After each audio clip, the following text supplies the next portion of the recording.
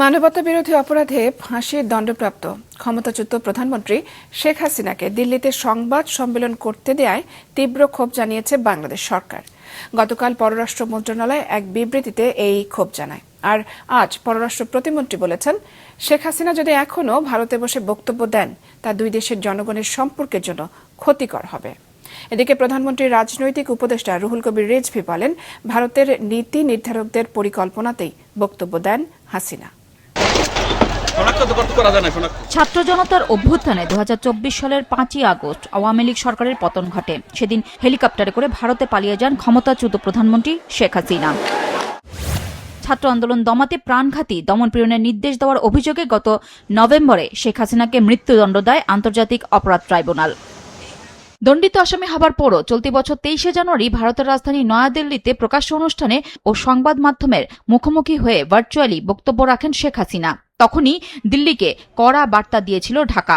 গত 3রা আগস্ট শেখ হাসিনা সহ কার্যক্রম নিষিদ্ধ আওয়ামী লীগের কোনো নেতাকর্মী যেন ভারতের ভূখণ্ড ব্যবহার করে রাজনৈতিক বক্তব্য দিতে না পারেন সে বিষয়ে দেশটির সরকারের সহযোগিতা চেয়েছিলেন প্রধানমন্ত্রীর পররাষ্ট্র বিষয়ক উপদেষ্টা হুমায়ুন কবির।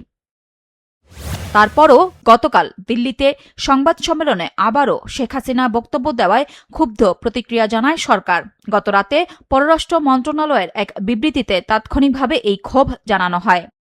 সন্ধ্যায় পররাষ্ট্র প্রতিমন্ত্রী সাংবাদিকদের বলেন, ভারতের মাটিতে সাজাপ্রাপ্ত নেতাদের কথা বলা বন্ধে দেশটিকেই উদ্যোগ নিতে হবে। ভারতকেই ঠিক করতে হবে তারা বাংলাদেশের সঙ্গে কেমন সম্পর্ক রাখতে চায়। ভারতের মাটিতে বসে স্বৈরাচারী ফ্যাসিবাদী সাজাপ্রাপ্ত আওয়ামী লীগের লোকজন এবং আওয়ামী লীগের প্রধান যদি এই ধরনের ষড়যন্ত্রমূলক কাজকর্ম চালিয়ে যেতে থাকে এবং সেটা যদি ভারত সরকার এখনই বন্ধ না করে, এই মুহূর্তে বন্ধ না করে, তাহলে অবশ্যই সেটা বাংলাদেশের জনগণের জন্য একটা উদ্বেগের জায়গা তৈরি করে। ফ্যাসিবাদী যারা সাজাপ্রাপ্ত তাদের ভারতের মাটিতে তারা প্রথম কথা আশ্রয় নিয়ে আছে এবং তারপরে সেই বক্তব্যগুলো তারা এখনো তারা কন্টিনিউ করতে দিবে কিনা, অ্যালাউ করবে কিনা, সেই সিদ্ধান্তটা ভারতকে নিতে হবে। এদিকে জুলাই বর্ষপূর্তির দিনে শেখ হাসিনাকে বক্তব্য দেওয়ার সুযোগ ভারতের নীতি নির্ধারকদের পরিকল্পনাতেই হয়েছে বলে মন্তব্য করেছেন বিএনপির সিনিয়র যুগ্ম মহাসচিব রুহুল কবির রিজভী। এটিকে বাংলাদেশের অভ্যন্তরীণ বিষয়ে হস্তক্ষেপ বলেও মন্তব্য করেন তিনি।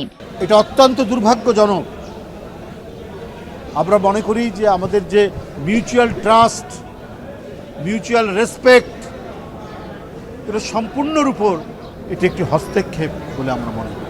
এবং আমাদের যে ইন্টারনাল অ্যাফেয়ার্স, সেই ইন্টারনাল অ্যাফেয়ার্সেও এটা এক ধরনের হস্তক্ষেপ, ইন্টারফারেন্স বলে আমরা মনে করি আরেকটি পার্শ্ববর্তী দেশে। কারণ অত্যন্ত পরিকল্পিতভাবে শেখ হাসিনাকে বক্তব্য রাখার সুযোগ দেওয়া হয়েছে। সকালে ডক্টরস অ্যাসোসিয়েশন অব বাংলাদেশের প্রতিষ্ঠাবার্ষিকী উপলক্ষে বিএনপির প্রতিষ্ঠাতা জিয়াউর রহমানের সমাধিতে শ্রদ্ধা নিবেদন শেষে রুহুল কবির রিজভী আরও বলেন, প্রত্যর্পণ চুক্তি অনুযায়ী শেখ হাসিনাকে ফেরত না দিয়ে তাকে রাজনীতির সুযোগ করে দিচ্ছে ভারত। নুরুন নাহার বিলি, মাছরাঙা সংবাদ, ঢাকা।